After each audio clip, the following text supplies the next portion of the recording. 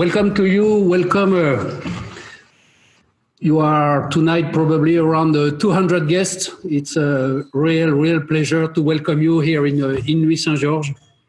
Most of you are from US, and some of you are from Canada, Mexico, Brazil, a little bit from Europe too. We have to admit that it's our first time to organize this tasting. We have done it yesterday, so we will try to be as efficient as we can and not to have something too boring. So thank you very much for joining us. I do hope image and sound is clear for you, and most important is for you is to know that we are happy to be with you. As we cannot see you, we cannot visit you, you cannot come to the estate, to the domain. So we have to be modern, and thanks to Zoom too. It's a great moment, I think, to show our common solidarity, because we know for us, the situation because of the coronavirus is quite strong, quite tough. In France, the situation is better and better, fortunately. We have just learned 1 hour ago that at least the most of the restaurants in France will reopen next Tuesday. So it's a great news for us, as we are so much involved in the restaurant and the hotel business in France. So I do hope you are well. I do hope your family is okay too. We have a special thought for the sommelier, for you, for the bartenders, for people working in the wine shops, for the wine writers who cannot travel, etc., etc. Our planet is so close now. So welcome again for this new tasting. At first, I should introduce you who are the speakers tonight or today. I don't know if I have to say good morning or good evening, but here you have Mathieu Mangenot. Mathieu, so he's young, but he has already a great how can I say? A great experience in the wine production. He started, I'm sorry for him, in Bordeaux, but he moved after for the Beaujolais region. And we work together for now almost 15 years. Mathieu has been in charge of Domaine Longue de Paquis during more than 10 years. Mathieu, who are you? You are an engineer and enologist. That's it. Agronomic engineer. Here is Christophe Chauvel. Christophe is with us for more than 21 years now. He's born. I am young too. Yes, he's young too, because we have the same age. Thank you, Christophe. So Christophe is our régisseur. Régisseur means in Burgundy the estate manager. So he's in charge of the full viticulture of our estates. He has been, I can say, our booster in the past 15 years, the booster for us when we decided to move to the organic viticulture. So thank you again, Christophe. What are we doing tonight? So at first, where are we? We are in Nuit Saint-Georges, in Domaine du Clos-Frontin, in one of the smallest part of the winery of Domaine du Clos-Frontin. Here, it used to be a chapel at the end of the 15th century. So we can guess that many things happen here, but we don't know all the secrets. But you have here a lot of history. This is why we choose this part of the winery. How we will run the tasting today? So at first, the purpose of this tasting is, of course, to introduce you our domains, the Maison Albéric Bichot, our spirit, our philosophy, our style. But we will focus, as you know already, on the gorgeous and great 2018 vintage. So what we have planned is to make this tasting with 5 white wines, 5 red wines, coming from our 6 different domains. We will start with the Chablis, with two wines from Chablis, then wine from La Côte Chalonnaise with a Mercurey. Then we will move to Meursault, of course, Corton Charlemagne Grand Cru, and then for the reds, we will start with something really astonishing, which is the Moulin à Vent Roche-Grès, then the Pommard Premier Cru Les Rugiens, and then 3 weeks, 3 wines, 3 weeks, 3 wines of La Côte de Nuit with the Château Gris and Von Romanet Premier Cru, and one of the top Grand Cru of La Côte de Nuit with the famous Claude Vougeot. During the testing, we will show you some photos, some maps of the vineyards. If you like these maps, you can find them on our website, albertbichot.com, and then you can chart them very easily on each product profile. You will find them. At first, before we talk about the vintage on the wine, I can give you very few words about Albéric Bichot. So personally, I have the privilege and the honor to belong to the 6th generation. And as we started the winery, it was my great-grandfather in 1831. So I cannot summarize, of course, in 2 minutes, 2 centuries of history of Maison Albéric Bichot. But I can tell you that just after the Second World War, we lost all our vineyards. So my grandfather, my father, and my uncles, their big task in the 1960s and 70s was to recover, to reset the vineyards. After 45, 50 years, we enjoy today I can say the privilege to have, we own 6 different domains. One in Chablis, one in La Côte de Nuit with Domaine du Clos-Frontin, plus the Château Gris, we will talk later. Another domain in Pommard, which is Domaine du Pavillon, where we produce only red wines and white wines from La Côte de Beaune. More recently, in 2003, we have invested the Côte Chalonnaise area with Domaine Adélie and Mercurey. And more recently, in 2014, we fell in love with Moulin à Vent, which is a great wine. We will talk later. Besides our activity of a wine producer, we are also a winemaker.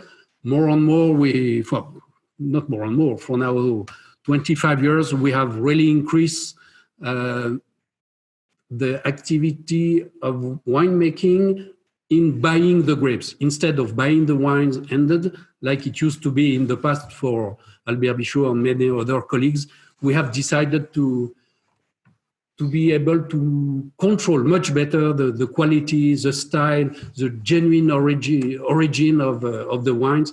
And we think that the best way is to buy the grapes and to vinify. The only difference between the wines who come from the domain or coming from our partners is just on the label. At the bottom of the label, if it's written Domaine du Pavillon, so it means it's Domaine du Pavillon. If you have nothing, it means we have bought the grapes to our friends and partners. So this is Albéric Bichot today. Totally, we enjoy the fact that we own 105 hectares, so it means roughly 250 acres. And in addition, what we buy, so mainly for Bourgogne red, Bourgogne white, even some Macon, Pouilly-Fussé. So all the external grapes we buy represent roughly 1,000 acres, so 400 hectares. So this is Albéric Bichot in very few words. Before we start the testing, if you agree, Mathieu, you could give some words about 18 vintage. Yeah. Or what is your feeling? How you have experimented this crazy vintage? Yes. Thank you, Christophe. I forgot one thing. On the live chat, I don't know exactly how it works, but you could type anything if you have specific questions. Do not hesitate. What we think the best is that after the testing, it means at the end of the testing in 45, 50 minutes, Luca, who is here, you don't see him, but he's our, how can I say, our chief studio manager tonight. So he will gather all the questions, and you will tell us, Luca, in 50 minutes, what are the questions the most frequently asked. This is, I think, the best way. Thank you also. I don't want to forget Jim Opalka. Jim Opalka is our Albéric Bichot subsidiary in the US. Thank you, Jim, for having organized the tasting, the conference, the friend meeting tonight. And I don't have the list of all of you, but I heard a few minutes ago that Bruce is here. I don't give the family name, but Bruce, a special hello, and also Doug. I hope there are not too many Doug, but if you are too many Dougs, hello to the Dougs. I think everything is clear. So, Mathieu, yes, the vintage. A few words about the vintage that could be described as exceptional. You may answer that we say that the vintage is exceptional every year. The thing is, we had very extreme weather conditions in 2018, and we wanted to give you a little introduction of what we've seen in this vintage. To be as clear as possible, I will use only 4 keywords to give you these insights, and also to describe you why 2018 is not 2003, because we have often questions about that, and there is a quite big difference between the two vintages. So the first word would be wet, and especially wet winter. We had more than twice what we usually have in terms of rainfall in winter, which is very important for the rest of the cycle in terms of water reserves in the soils. The second word would be drought. It's a bit strange compared to the first word I mentioned, but the whole year has been very, very, very dry, and from the beginning in April until the end of the cycle, this means just after harvest in October, we had a severe drought all over Burgundy. Despite heavy showers in June that created a bit of downy mildew, a bit of stormy episodes in July with a little bit of hail in some places, it has been globally very, very, very dry. This means -50 up to -80% in terms of rainfall compared to the average we usually have. The third word would be hot. Again, the whole year from the beginning of the year, I would say April and up to October has been quite hot, with plus 2 degrees Celsius in average. That doesn't mean a lot, but it is a lot compared to the length of the vine cycle and compared to the temperatures that we have usually speaking. April has been especially hot with a growth going very quickly. Then the flowering period went also very, very well and very quickly. It's been difficult in the vineyard to take care of everything as it has grown very, very well, but it's very good to have everything in good shape when it's going quick like that. We got also a bit of heat wave at the beginning of August, and the temperature went above 100 Fahrenheit during a few days, which is a lot for what we encounter usually. In September, also the weather has been very, very warm, 40 Celsius, which is in sometimes which is quite a lot. And the fourth word would be sunny. The amount of sunshine has been very, very high also in 2018, and it is again one of the vintage with the most amount of sunshine that we've ever had in Burgundy. So altogether, we have a very ripe vintage with quite a high level of sugar, so alcohol content is quite high. But we also had because of the nice temperature and also winds in September, we had a phenomenon of concentration. So beside the nice maturity and quite ripe vintage, acidity and balance are well kept. So we're going to come back to this. And this is a major difference with 2003, as that tends to have less acidity and wine quite heavy. So I'm done With the the vintage. Any comments about the vintage? For you, Christophe, it was a great memory.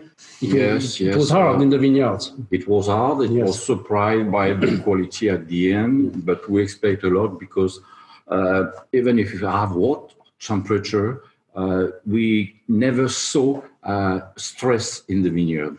That is, except for the young plants. Okay, I'd agree. But when you have the leaves who keep each time we are green always. Yes. Yes. Yeah, the winter. confident. Yes. The winter episode have been very, very Exactly. important to keep everything That is. safe. Oui. Yes, our vineyards. Yes, I remember. They were green. You green all the time. No dryness. No problem of They don't dryness. look like stuff. Yes. Okay. But it's probably because of the age of most of our vineyards. When they are more than 25, 30 years, the roots are quite deep and they can extract the humidity. We are lucky to have a lot of clay, so who keep water, can give back a little bit. So I don't know exactly, but yes. Yes, it was. for sure. So, perhaps I have to talk about a little bit about the organic wines. yes. What is our style of viticulture? Yeah. What is our deep philosophy that we share in all the teams? Okay. Yes. I will quickly explain how we consider organic viticulture and organic wines because, in fact, we put for the first time on the label from many wine of the estates the fact that we produce organic wines. So I will don't explain all organic viticulture, but just to explain you how we consider it. So sorry, Christophe. The official certification of organic method for us has been in. We began to be controlled officially in 2012.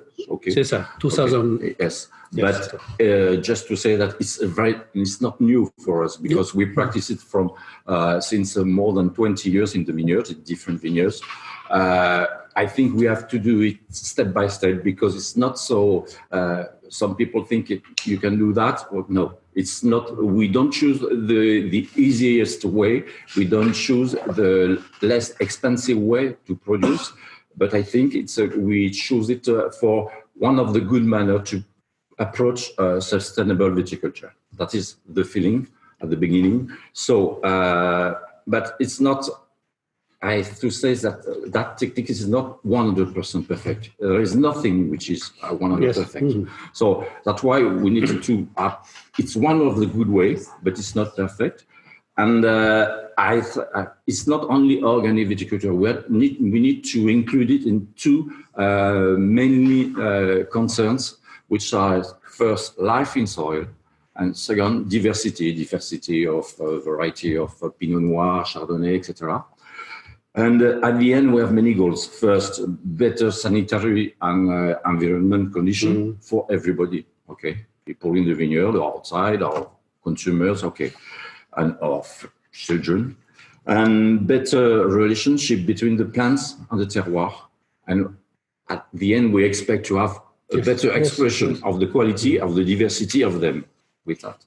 And the third thing is to have a greater ability to be able to adapt to change, because we talk about the climate, we talk about many things, and I think if we are more able to adapt, it's a good challenge. Can you say that organic viticulture is more risky than traditional viticulture? Yes, it is.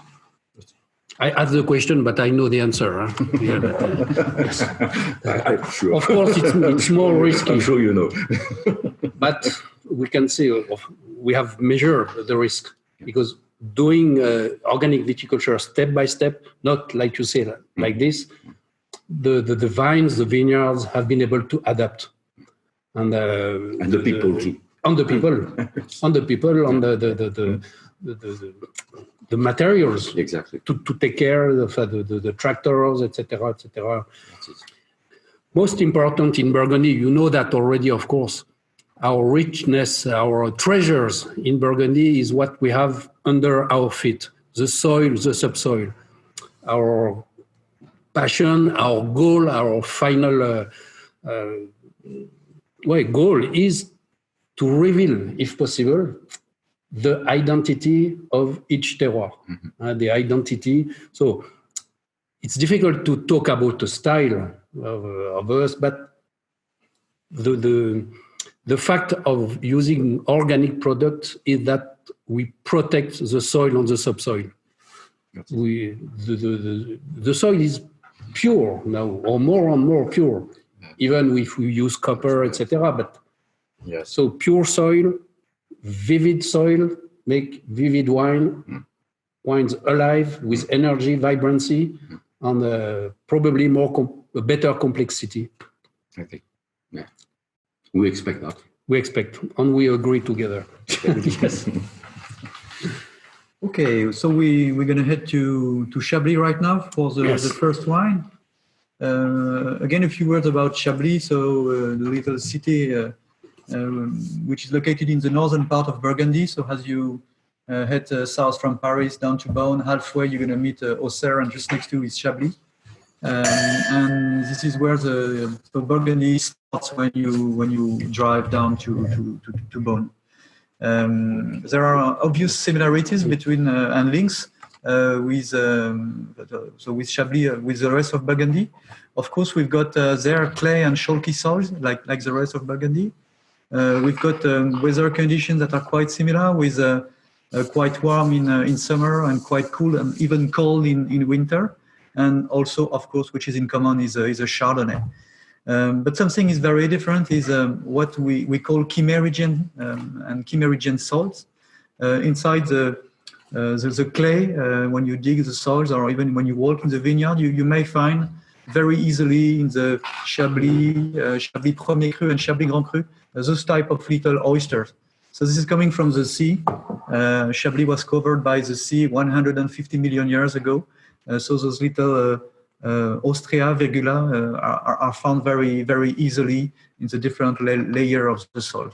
So this combined 150 millions. Yeah, yesterday. It was yesterday. It was, unless I'm wrong, it was no. I know the reality. It was in the Jurassic era. And in the Jurassic era, you have some sub areas like the Portlandien and the Chiméridien. And Chiméridien, that's it. The sea was at Chablis at that time in the Jurassic era. So it's really evidence of the sea being covering all the Parisian basin and also down to Chablis. Jurassic Park in Chablis. Something like that. Yes. Yeah. And so combine those type of little oyster with the clay and the chalky soils combined with the cooler September, so usually end of August or September. So during the maturation period, the cooler atmosphere of the climate gives us very typical expression of the Chardonnay there, with more tension, more on the acidity, more on the minerality. And it's a combination of the three things that are very unique, and you won't find them anywhere, I would say, almost anywhere else in the world. And that's with a magic thing with the terroir. We're gonna. Sorry, I didn't say a word about, of course, the estate itself, Domaine Long de Paquis, which is 65 hectares big, and which is in the family since 1970. So it's quite now a long time, and the family is really aware of what's going on there and how to take care of this very specific terroir that are quite different from what we see, for example, in Corton or in Meursault.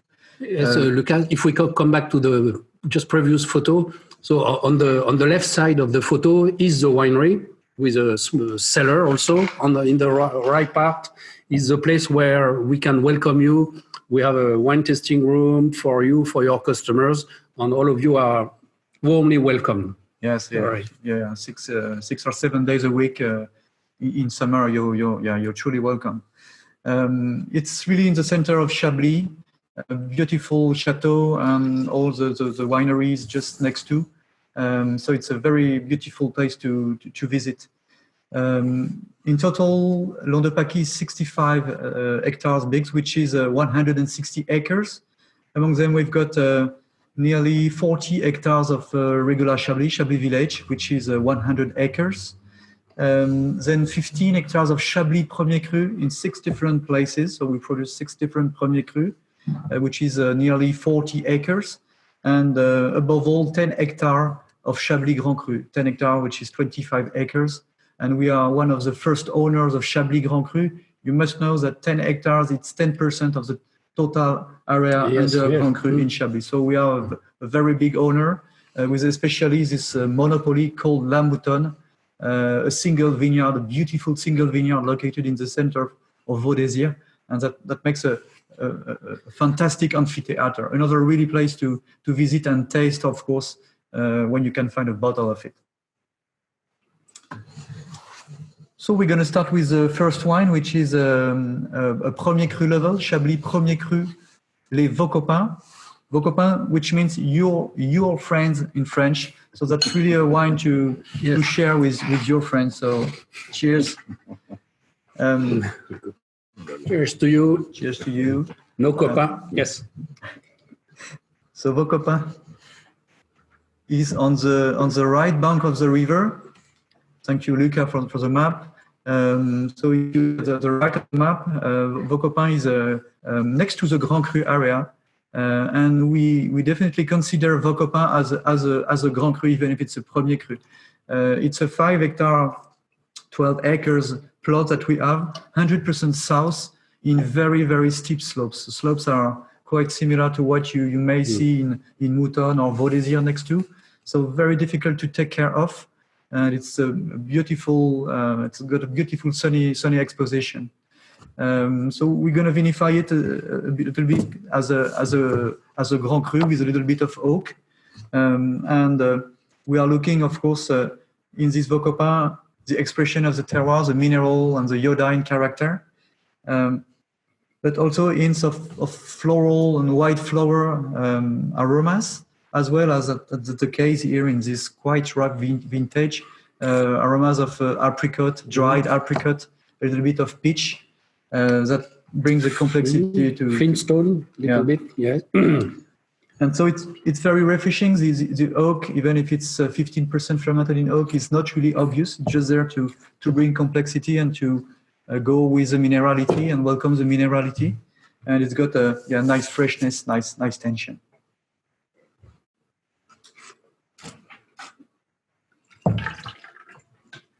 If you compare with the Chablis Grand Cru Les Clos, the second wine of Domaine Languedoc-Pâquis.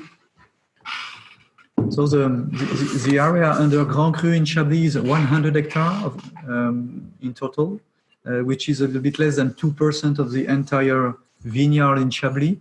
And our Clos is 1.50 hectares in total in 2 plots. And Les Clos is the hottest Grand Cru or clima inside the Grand Cru. It's southwest facing, and see the sun the whole day, but especially at the end of the day.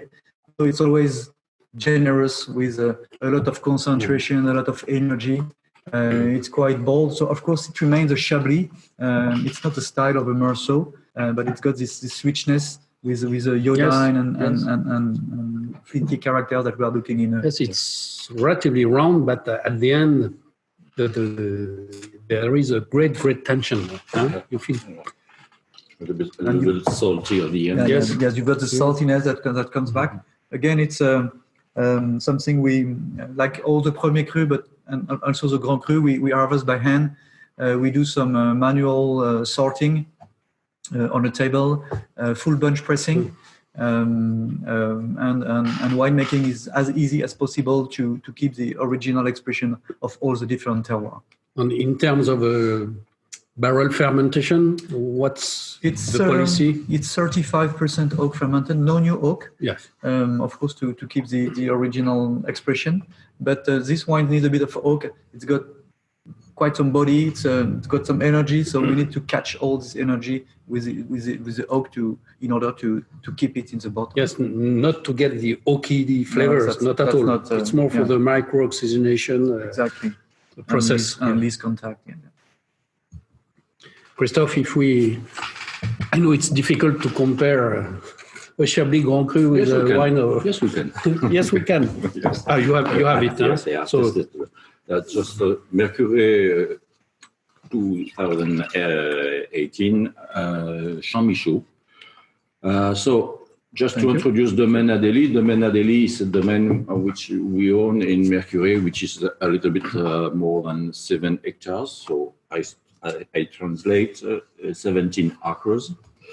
It's not an old estate for Albéric Bichot, and but it's a place and vineyards we used to practice from a long time.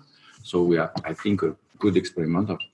And then through that vineyards, I have to say, perhaps you can explain Adélie, because you are Adélie. Oh, thank you.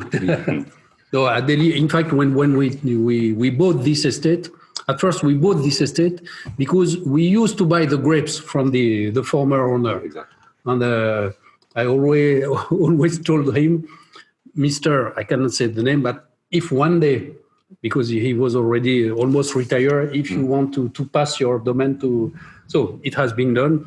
And internally, we didn't know how to give a name to the domain. And as a young father, I used to be at that time, it was the year when my first daughter arrived, and her name is Adélie. So this is why, that's it. I understand. Voilà.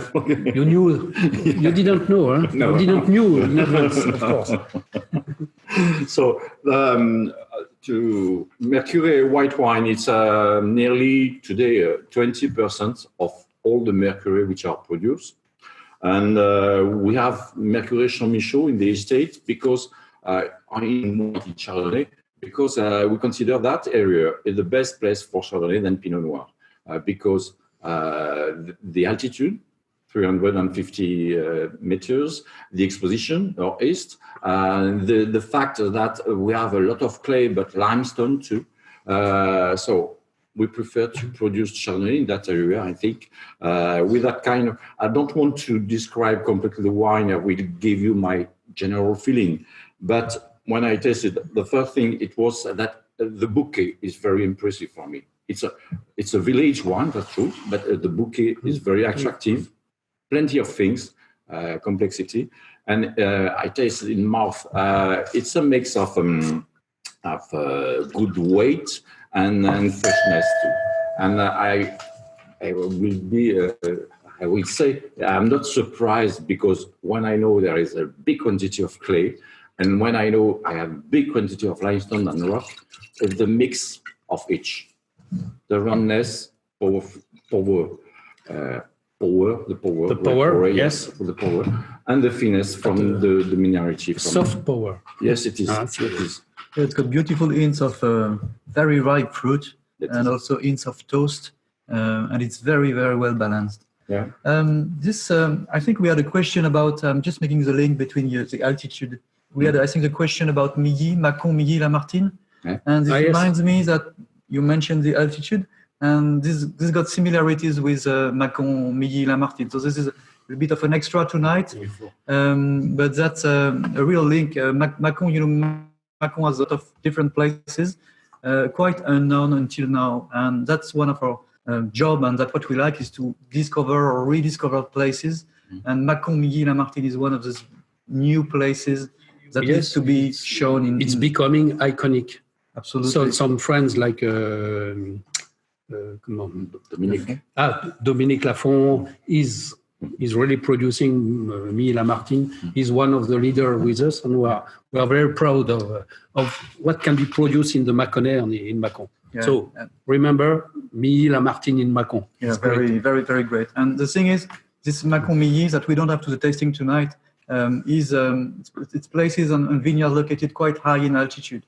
So it's got a characteristic that the Mâcon wines don't have usually. This means much more tension, much more, I would say, acidity.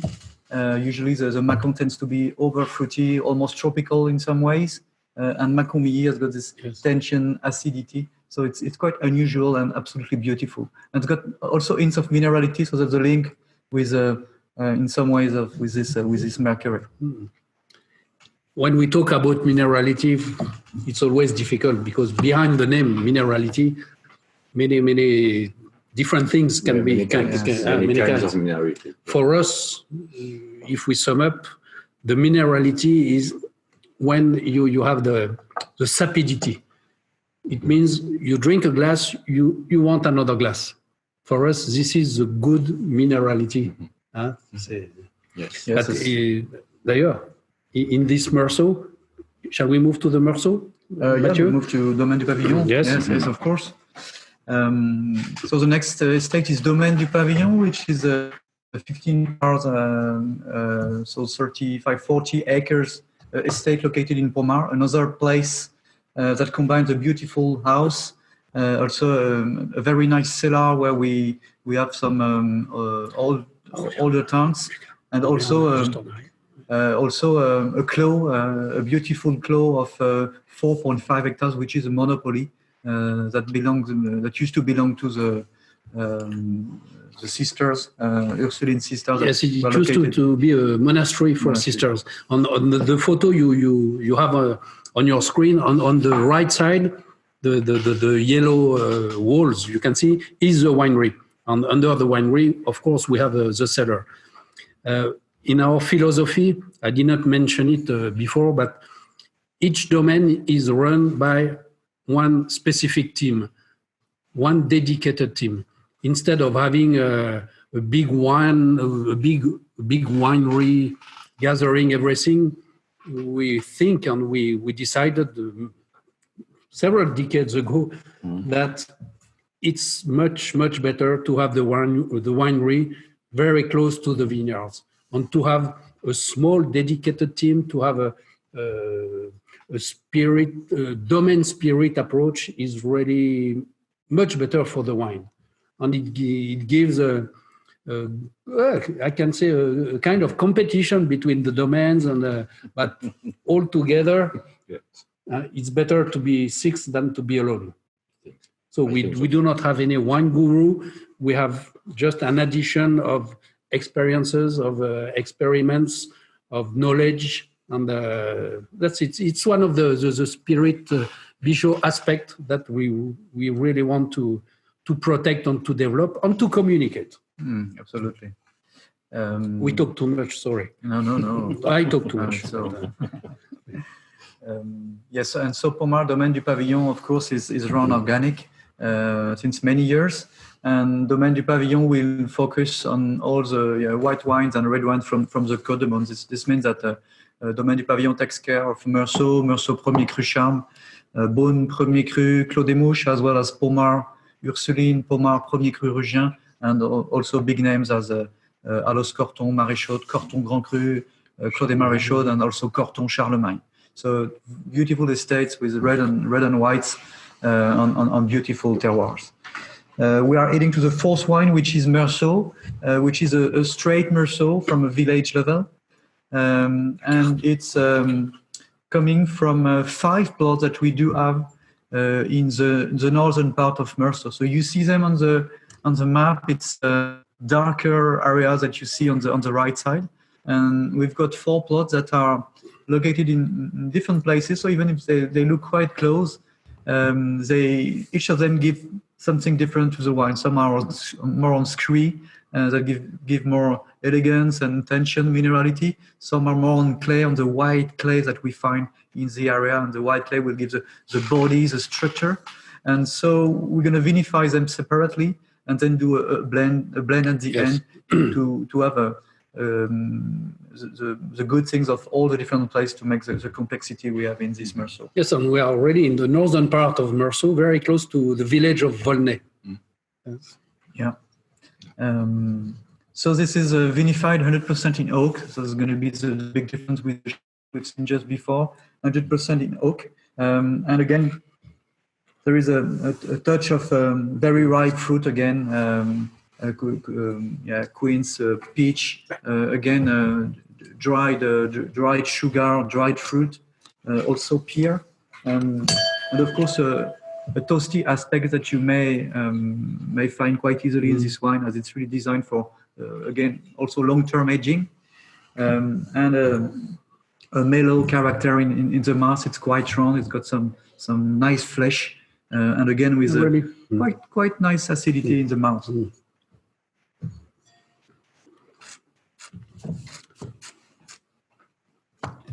Christophe, we move 2 steps up, at least, with Yes. the Corton Charlemagne, Corton Charlemagne, Grand Cru. after the village of Meursault. But the vinification is the same between the Corton Charlemagne and the Meursault. The philosophy, the techniques Yes. are the same, but we have to adapt with each characteristic of each terroir. So Corton Charlemagne, in general, when we talk about Corton Charlemagne, we talk about 2 mainly family. One part of which is the Pernod side, one part which is the other side. Pernod side is well known to be more mineral because the exposition, the valley, and our side is most well known to be more powerful, roundness. That's why we are located on Corton Charlemagne, which is 1.2 hectares, which is big in Burgundy, especially for a Grand Cru, because total Corton Charlemagne is 50 hectares. So if I translate in acres, it's 123 acres total. Yes. And we own 3 acres, which is huge in Burgundy. So the plot we see, you can see on the map, so the dark red plot, so is Les Languettes. Les Languettes, yes. Huh? Yes. If it's planted in Pinot Noir, it's Corton Languette, and if it's planted in Chardonnay, it's Corton Charlemagne. And we prefer to have Chardonnay in this area to see the truth. So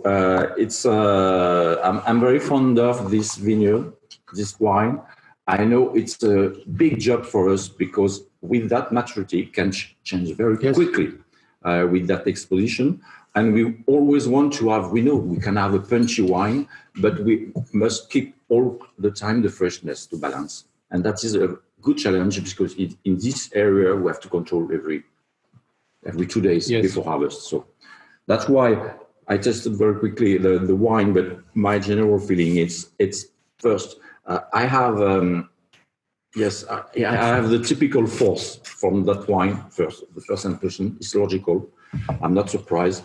Then you have something which is a robust but mineral too, and complex at the end, the final. That is very important. That's why I think we respect that balance between force and finesse, elegance. That is, I think, good potential for future. And so the balance inside all that feeling is very good for me. This kind of wine, you could drink it today, or you can drink it in 20 years. Yeah, sure. 10, 20 years, that's true. And if you want, you can decant it when you serve on the table, like some bread. To develop. Yes, to develop, yes. Yeah, it's very elegant on the nose today, even if it's a Grand Cru, but it's got a lot, very, very powerful mouth and also with elegance. So that's really the combination of all those things that makes this Grand Cru absolutely exceptional. Yes, and in terms of style, when we talk about oak barrel, we use oak barrel. Yes, it's gently oaky. Yes, gently oaky. It's oaky, but it's gently. What is interesting in oak is when you do not feel the oak. Exactly, but it is like when you put salt in the meal, you mustn't feel the salt. Okay. Oh, it's like but you salt need and pepper. Exactly. It's really matter. Yes. It's cooking lessons tonight. Cooking lesson, but my friends, I know you like it. We have 16 minutes for the reds. So let's drive to Moulin Avant. Yes, Moulin Avant. And so we are heading to Beaujolais. The big question is Beaujolais part of Burgundy? The answer is yes or no. We don't really care. The thing is, we love Beaujolais. We think Beaujolais has absolutely beautiful terroirs to show. It's got 10 crus plus Beaujolais village, and it's again another territory for us to explore. And it has been the case in 2014 when we purchased Domaine de Rochegray. So this estate is located in the heart of the Beaujolais area, in the heart of the Cru area. And Domaine de Rochegray is a 5.5 hectares big estate. And it's located on this very specific soil. It is granitic soil, so it's not the same type of soil that we have on the rest of Burgundy. This soil is what means, Mathieu, Rochegray? Is it gray rock or? Roche Grey, it's coming from the type of granite. It's a granitic soil. Granitic Yes, soil yes. we're going to have. And this is what you have on the screen. This is what we have in the middle of our beautiful plot, Roche Grey. It's really the mother rock appearing in the middle. So of course you cannot plant any vine on top of it, but it's there. It's decomposing, and it will give the very specific terroir taste to this place. And in the heart of Roche Grey, also you have this specific plot of it's 1 century old vineyard. Yeah, it's very. It's really Some vines, yes. Yes, very it's old. really exceptional. Yes, They are very fragile. When you are, Yes. you cannot plow. It's impossible No, to it's plow. impossible Because you are on cut the rock. on the rock you will cut Yes. all the roots, and so it's too dangerous. But in terms of vinification, we have a specific style. Huh? Yeah, it's so I didn't say. Of course, it is Gamay here, and Gamay really loves that kind of soil. It's a very, very poor soil, and the Gamay needs to have that kind of problems, I would say, to survive, and that's where it is giving its best wine. So winemaking is not the very traditional way to do it in Beaujolais. We are using a little bit of the Burgundy techniques with some destemming and a quite long maceration with a depending on the year proportion of full bunch and some destemmed as well. It's quite dense, very nice dark fruit on the nose, very, very expressive, and a quite nice black currant also expression. This wine, for sure, after several years, No problem. in a blind tasting, to know it's a Gamay or not, if we are honest and humble, after 7-10 years, if you mix with some other Burgundy wines or other Pinot from the world, You have some cru of Beaujolais Yes. which are able to have that, and that is typically the thing. we don't want to copy, of course, a Pinot from Burgundy. No, it's different. That's- but the last of the wine, Yes. and at the end, it looks like it's difficult something to say. Oh, perhaps it's Côte de Beaune or Côte de Nuit. We don't know. Even the variety is not the same. But it's got this beautiful crispiness and also a fruitiness. So that's a combination of what the Gamay has to give, this very nice fruit, fresh fruit characters, Yes. and also this ability to give something quite strong, quite mellow with a kind of structure. So it's absolutely. But you see, in terms of density and of soft power here again, if you take the Pommard Premier Cru Les Rugiens, we can't say, of course, it's the same style, but we can drink it. Probably not today. Yeah. Pommard Premier Cru Rugiens. But if you want to talk about the location. Yeah, so we are going back to Domaine du Pavillon. Pommard, Premier Cru Les Rugiens. It's a plot which is located just south of Pommard on the way to Volnay. And we've got a plot located in Rugien-Bas. So you see it on the map, quite little darker plot on Rugien-Bas. A thing to know, there are no Grand Cru in Pommard. But if we add some Grand Cru in Pommard, for sure, Rugien-Bas would have been a Grand Cru place. Oh, sorry, Christophe. Rugien, the name of the climat is coming from the soil, the color of the soil. Rugien, it's rouge. Rouge, it's red in French, in English, sorry. And the soil has got a lot of iron oxide on it. That gives this very red color to the soil. We are on a wine that's not very expressive tonight, and it's got a bit of austerity. So it's really designed for, to me, a long-term aging. Of course, you can always have it quite quickly, but it's really designed for long-term aging. The potential is fantastic. Don't forget, it was bottled 2 weeks ago. Yes, bottled just 2 weeks ago. Yes. 2 weeks ago, yes. It's logical. But we expect for the future a lot. Sure. So again, it's quite dark fruit, but also with hints of violet.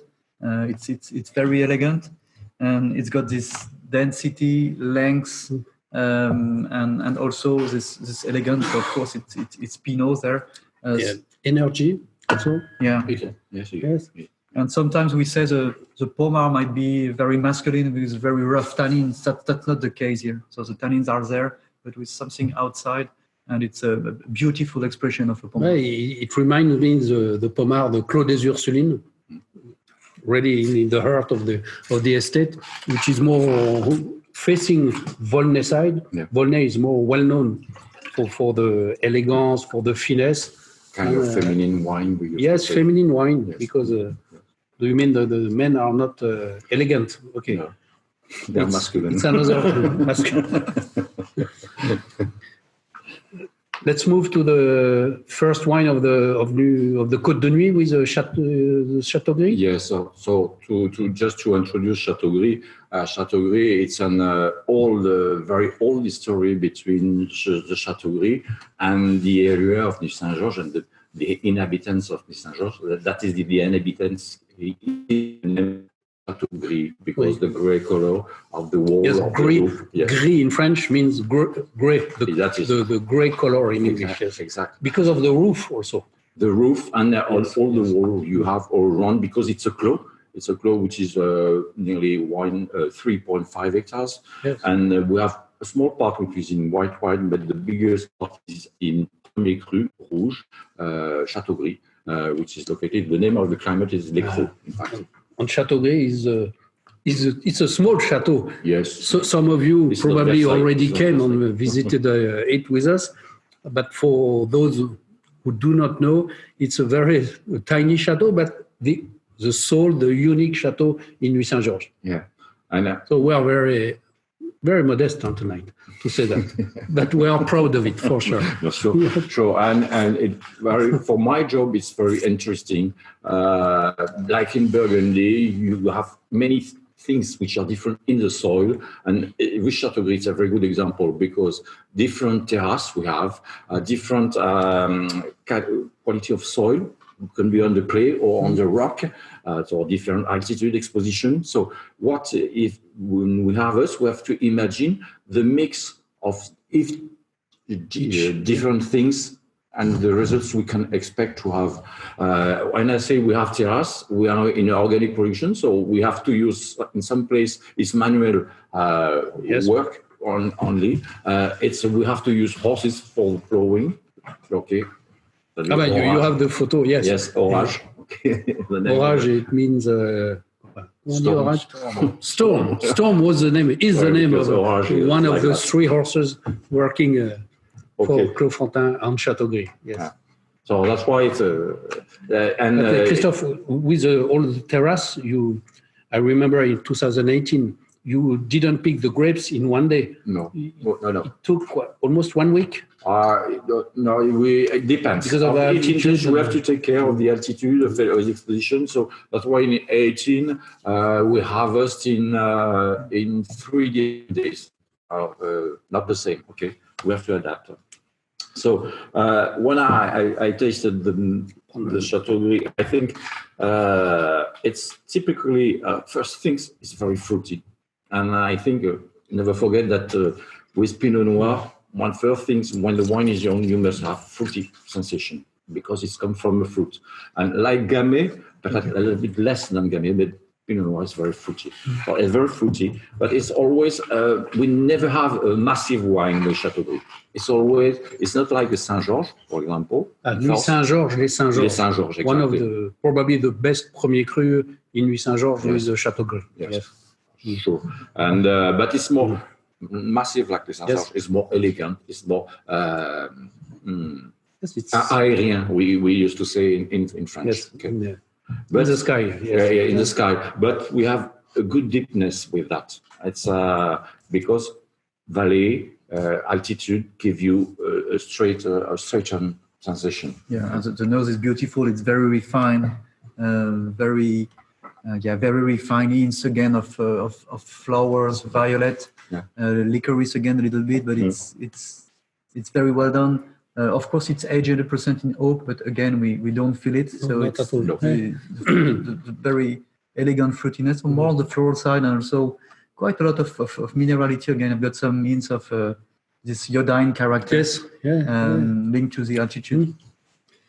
And just so behind the building, behind the chateau, we have planted some years ago some Chardonnay. Yeah, to produce Nuit Saint-Georges Blanc, which is not in Premier Cru, no, but very interesting because we consider with the fact of the altitude, it will be better to have Chardonnay than Pinot. Yes, it was an experiment that.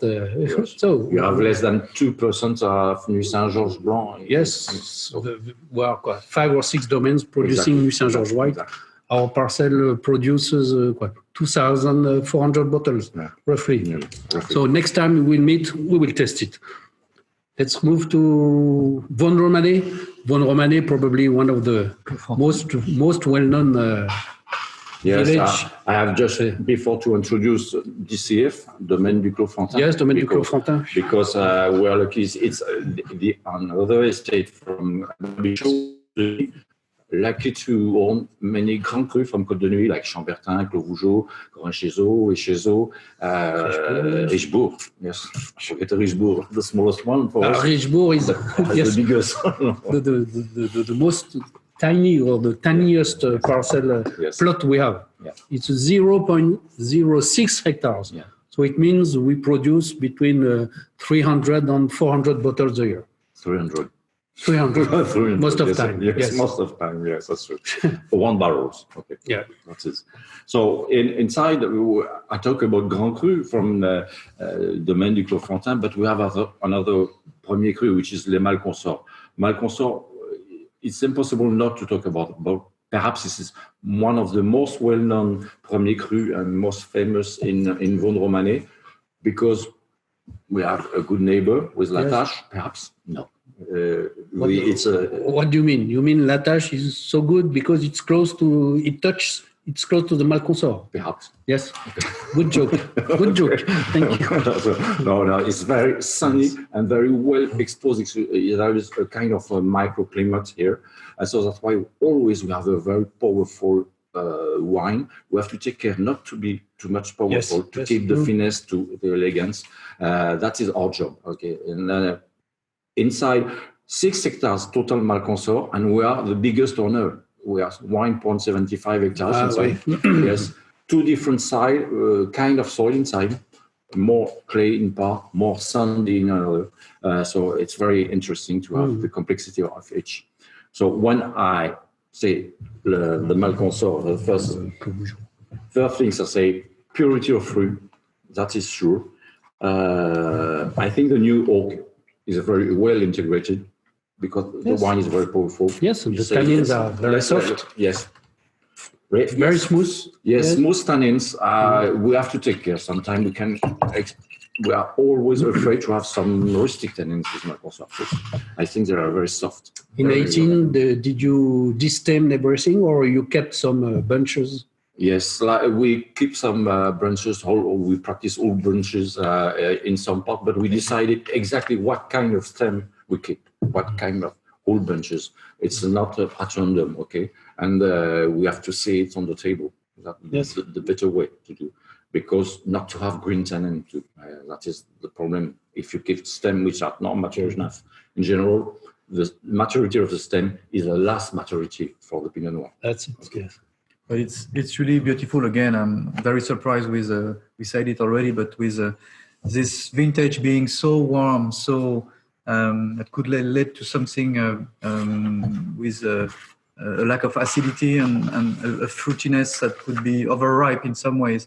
The freshness is there, the acidity is there, and of course the fruit is very lively, very nice. So it's probably the terroir is more present than the vintage.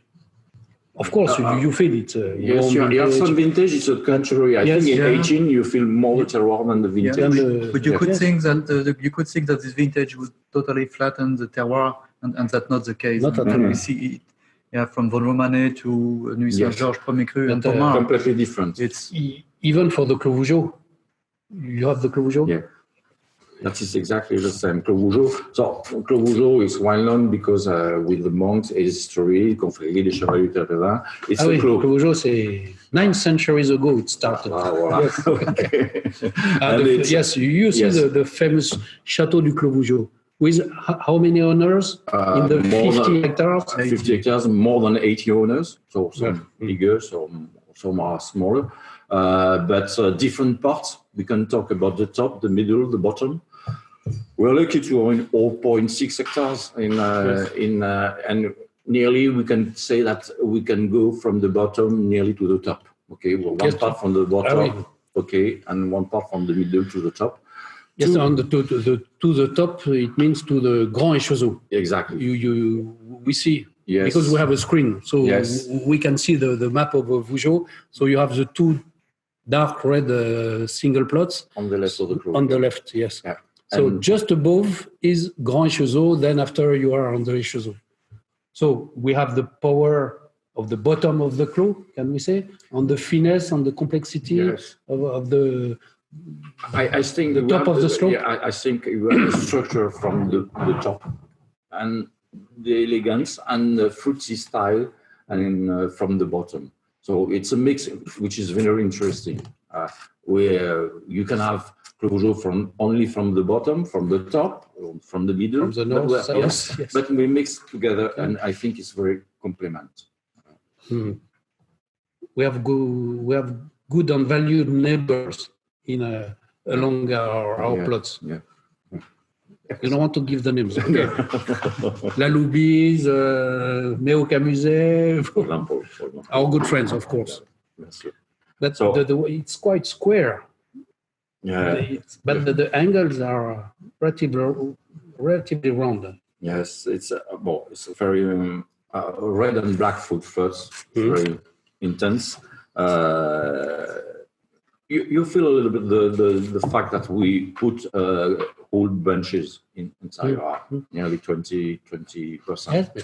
Yeah, it gives you perhaps a kind of roundness all over the tannin. That is interesting. That's why the mainly use when you have whole branches is to give more softness, especially if you are afraid to have dry tannins or things like that, and some vintage. So, Mathieu, Christophe, it's 8. We're down. 8 o'clock, 8:02 p.m. for us. Luca, so I'm sorry if I'm sorry or not, but it's time to probably to go for any questions. Do we have certain questions coming more frequently, Luca? First question, is global warming changing the Mâconnais wines? What about the global warming impacts in Burgundy and mainly in Mâconnais? Maybe Mathieu, you can. Yeah, it's Mâconnais or other region. I would answer as a general for the region itself. For sure, we've seen some obvious changes. If you look at the date of harvest itself, we were previously harvesting at the end of September, and it's now usually the beginning of September, and it could be August. It's been the case 3-4 times very recently. We've seen also the length between flowering and harvest. It's usually, it was 100 days. It's now more on 95, 93, 96 days. So we've seen obvious changes of global warming. But is it good for Pinot Noir on Chardonnay in Burgundy? It has really helped us in terms of maturity, in terms of especially on the polyphenolic maturity. This means that the tannins are not green. You still need to be careful on this, but it has really helped us on some vintages. But on the other hand, and especially you're right in Mâconnais, and sometimes it gives something with something more heavy, with a body with tropical. Too tropical, a lack of acidity. So we also work. I mentioned our quest to find new places in the Mâconnais. It's linked with that, of course, to find like Macomilly, some places higher in altitude. Also to privilege some north exposition that were not really something good for us 10 years ago, but it tends to come back to the front of the scene. Christophe, does it change something in the way you take care of the vineyards? I mean, regarding the sun, the heat. Not today, to tell the truth. Perhaps in the future we have to change some practice. Yes. I don't. That's why I said we have to. When we planted Chardonnay and Pinot Noir, we planted different kinds because we know inside they are not the same maturity. So that is the things we have to think about the future. Yes, but do you prefer to pick the grapes the 10th of October or the 15th of September? In general, when we harvest, like in the past, more in end of September or the beginning of October, I prefer, in general, that kind of maturity because it is built more step by step, more regular. Yeah. When you have an early maturity, it's very quickly, it's changed very quickly. So, but in fact, when we harvest in October, often the weather is not good. Yes, it's not good for people, but rain, rot, exactly. Yes. So we have to, but we have to adapt. But sure, we have to harvest more and more earlier, I think. Lucas, any other good questions? You have only good questions. So, a question from Daniel Posner. Daniel, a question from you. Samples are finished wine, or there is some tank samples? No. Okay, all are bottled. Are the samples of finished wine or bottled? Yeah, all of them have been bottled. Yeah. And it has just been recently finished for the red wine. So those wines are available. Yes, we have bottled, surprisingly or not, the Côte de Nuit before the Côte de Beaune. And we have finished with Pommard Les Rugiens, with Pommard Clos des Ursulines, some Corton Clos des Maréchaux, our monopoly. That is. Often it was important to. Yes. Often the Côte de Nuit before the Côte de Beaune. But some vintage we have to adapt. Yes. Lucas? Question Pascaline Le Petit. Do you mind mentioning the coppers and the size of barrels you are working with? C'est quoi son nom? Pascaline Le Petit. Bonjour Pascaline. Hello Pascaline. No, in terms of a policy of how we choose our cooperage supplier, our barrel suppliers. We have several because we need a lot. We can give the names, huh? Yes. For the whites, it's mainly Damy. Yes, it's true. Yes. François Frère. I can say we can talk about for red. This is Seguin Moreau. We can talk about Seguin Moreau, François Frère, Taranceau, and we had also a great experience with Chassin, which is very quite interesting in terms of the finesse of the grain.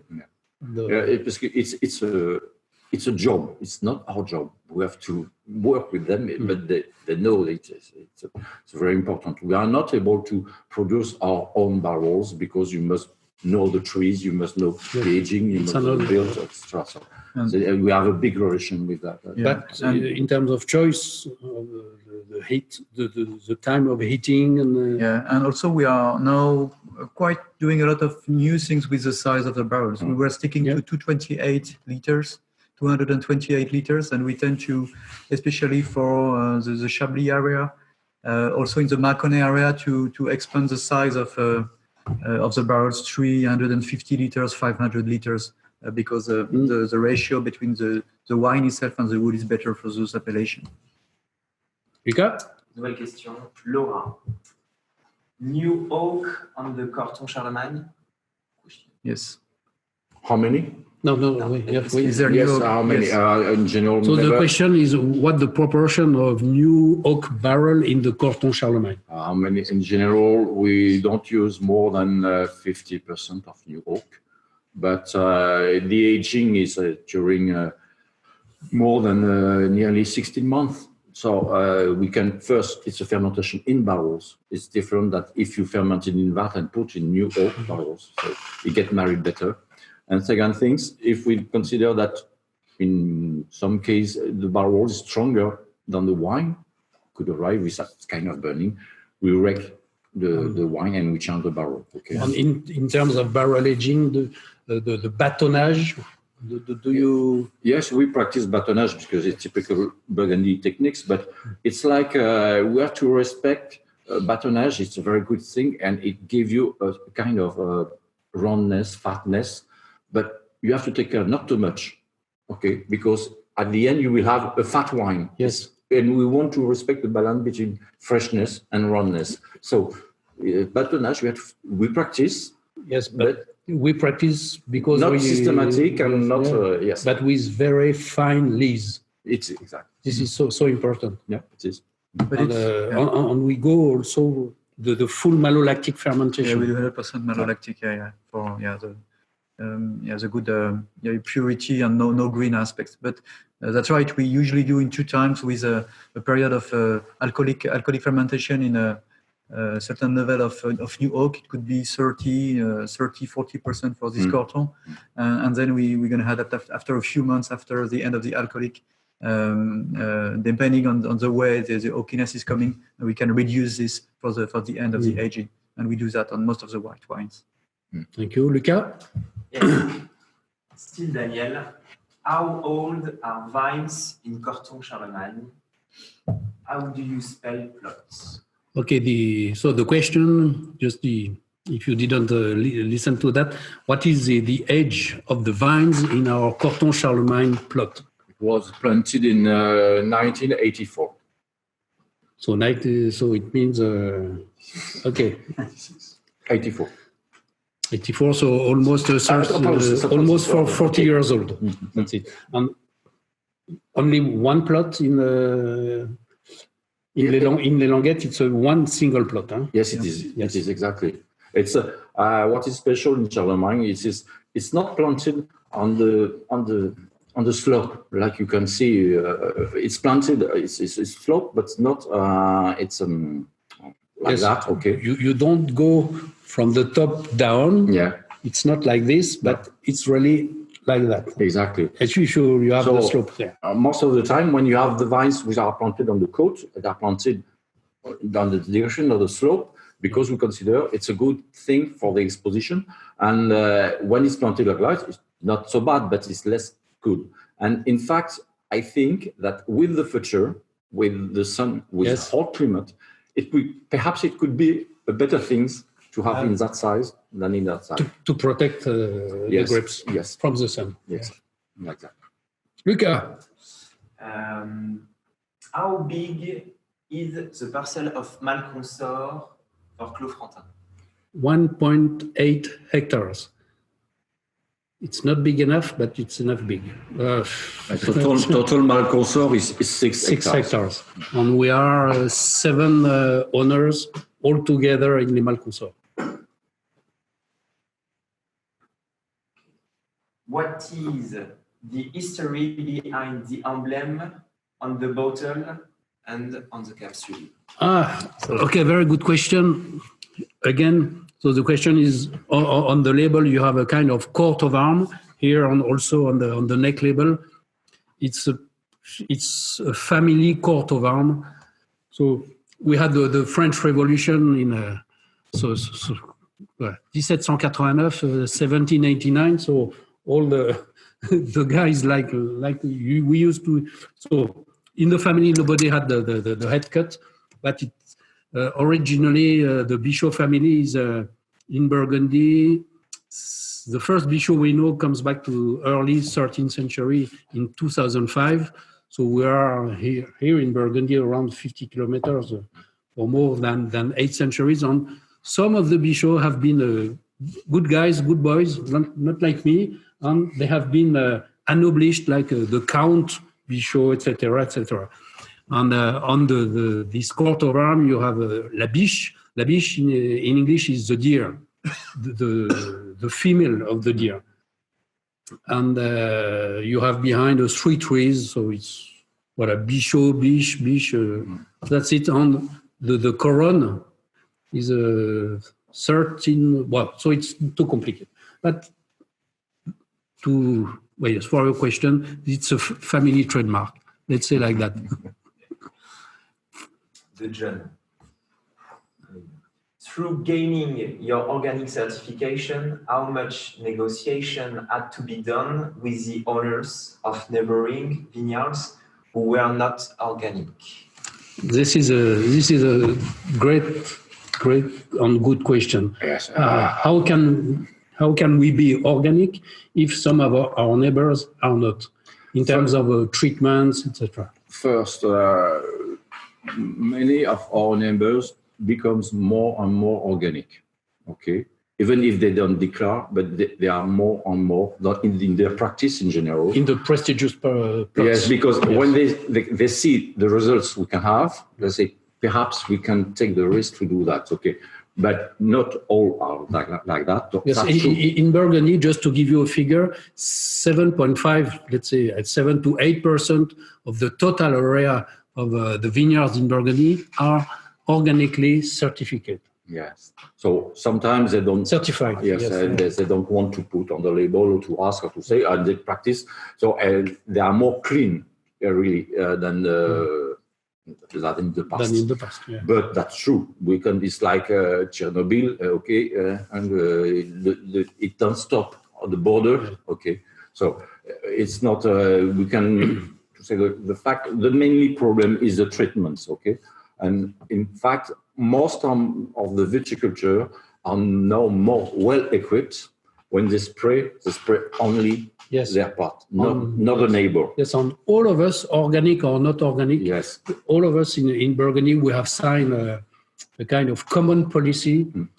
When you need to spread your treatments, it's a maximum of wind, let's say, yes. 10 kilometers per hour. There are many rules, and the quality of the equipment is better than in the past. So it's a big difference. In the past, that's true. Sometimes some people you have some treatments, they flow away, and no, it's not the fact today. But that's true. Yeah, and we do some, to be very precise, we do some analysis on the wines we produce every year.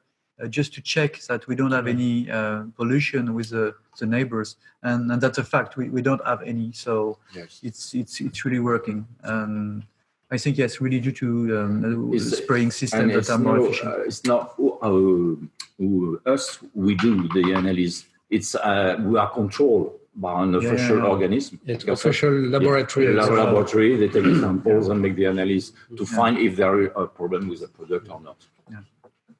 Okay.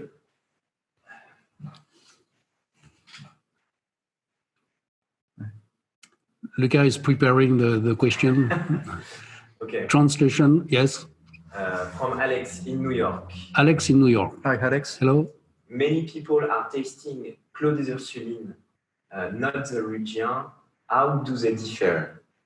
Yes, okay. So the question from Alex is, what are the difference, the main difference between Pommard Clos des Ursulines and Pommard Premier Cru Les Rugiens? The power, the time to be drunk. Yeah, the density, for sure. Pommard Rugien has a bit more density, a bit more structure. So even if it remains elegant, it's got this ability to age that maybe the Pommard Ursuline won't be as able to age as a Pommard Premier Cru Rugien. In terms of complexity as well, yes. We've got some very, very complex things on the Rugien, and the Pommard Ursuline will be a bit more simple in a way, even if it's absolutely beautiful, but it will stick to fresh fruit and nice expression of Pinot, but without the complexity that the Rugien might develop with aging. And it was absolutely beautiful tonight, this Rugien. Yeah. But Alex, continue to drink a Clos des Ursulines. Yeah. First. Personally, I live in the Clos des Ursulines. So, Luca, yes. From New Pure, did you harvest earlier in Chablis with all the increased heat? Yeah, it's okay. So the question is, in 2018, did we pick the grapes earlier than than normally? Yeah, it's another sign of global warming and things are changing. Usually we used to have 10 days, 1 week, 10 days between the Côte de Beaune and Chablis, generally speaking. So we were harvesting 10 days after in Chablis. With this year warmer, 2003, 2015, and 2018, we tend to harvest at the same time. So it's quite strange. In the past, we were using the people first in Chablis, and then they were going to Côte de Beaune, Côte de Nuit. So it was quite efficient in terms of organization. Right now, what are the risks if you don't pick the grapes too early? If you wait, for example, in Chablis in 2018, if you have waited, I don't know, 10 days later, what effects you could have in the grapes? The weather was fantastic. So this year it was incredible until October. So no risk of rot or something, but the risk is the balance. It's totally unbalancing. Balance between acidity and level of alcohol. So you've got something very tropical fruit. It's more Maconnais wine, and you are losing the sense of flames you may try to find. So too much alcohol, too much and acidity too low. And aromatically speaking, you're leaving the universe of iodine characters, the universe of very mellow wine. So that's what we're looking for. Lucas? So 2 questions to come. Okay.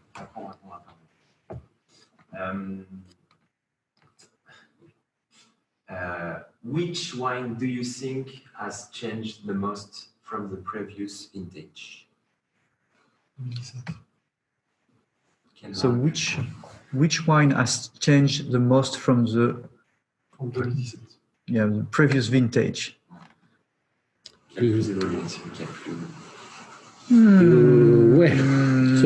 the difference between 2017 vintage and 18 vintage, mainly, yes. Which wine is I think the most different? The 17 vintage. If I talk about the 17 vintage, for me it's a vintage very fruity, very agreeable. I think we'll have to drink and to appreciate it a little earlier than the 18. That is. Yes. I think 18 will be, some 18 are good to drink, no, that's true, but we lose something. We need a lot of time, some years more to age. That is, it will, for me, it will not the same with the 17. I will don't keep the 17 as long as the 18. So in 5 years' time, Christophe, you will choose 18 vintage or 17? How difficult choice. I used to say I have several children and it's impossible to choose inside them, what I prefer. So no, it's different. I think each vintage will give you some pleasure, but it will be a little different and not at the same time. Yes, it depends on what do you eat with the wine, with which people, for which occasion. Do you prefer young wines, old wines? So it's. But Lucas, maybe you have another question. It's the last question. Yes. Which do you think is the most underrated of your wines? The question is which wine of our production is the most underrated? So underrated, if I consider. In terms of recognition, of price, of all our wines are underrated. But we don't plan to increase the prices. We want you to drink the wine. You can collect them, but drink them. They are made for that, not to wine speculator. Yes. Yeah. No, probably the most underrated. We have another question, Difficult to answer. No, it's difficult. It's difficult for us to give some names of our friends, of our colleagues, but our Corton Charlemagne, when you see this price, of the price of a very famous Corton Charlemagne made by a good friend in Meursault, so the price difference is probably 20 times. Is our wine underrated or the other one overrated? It could be another question. Yeah, and the thing is, we don't think we've finished. So every year we try to find things to change, to improve all the wine. So well, we don't really think like this, underrated or not, and we try to improve the quality every year. It's never finished. Never finished. That's the passion. Luca? Okay. All of you, so our friends, now we are friends. If you have other questions, you can type them by mail, Luca, that's it. So it's time for us to leave you or for you to leave us, I don't know. But I hope that this presentation has been helpful for you, that you learned something, that it will give you the idea of coming and see us and taste the wines. All of us, so we are only 3 tonight, but we are a team. Yes, we are a team of teams. Okay. So we want to thank you for your support to Burgundy wine, your support to Albéric Bichot, and we really hope to see you, probably to visit you, or if not to come here. We wish you good health at first. Be well, stay safe, and drink Burgundy and enjoy life as much as you can with the best people you have all around you. Thank you for. Thank you. We say you bye bye. Bye bye. And thank you for joining us. Bye bye. Thank you.